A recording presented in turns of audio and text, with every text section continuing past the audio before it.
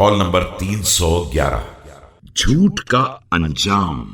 بسم اللہ الرحمن الرحیم۔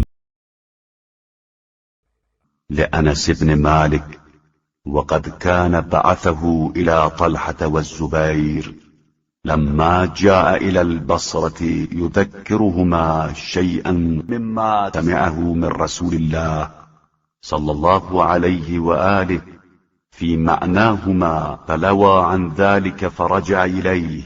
حضرت علیہ السلام نے بصرہ پہنچنے کے بعد انس بن مالک سے کہا کہ جا کر طلحہ و زبیر کو وہ ارشادات رسول اکرم صلی اللہ علیہ وآلہ وسلم بتاؤ جو حضرت نے میرے بارے میں فرمائے ہیں۔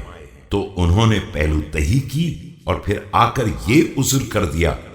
فقال إني أنسيت ذلك الأمر، وقال عليه السلام إن كنت كاذبا فضربك الله بها بيضاء لامعة لا تواريها الإمامة، کہ مجھے وہ ارشادات یاد نہیں رہے۔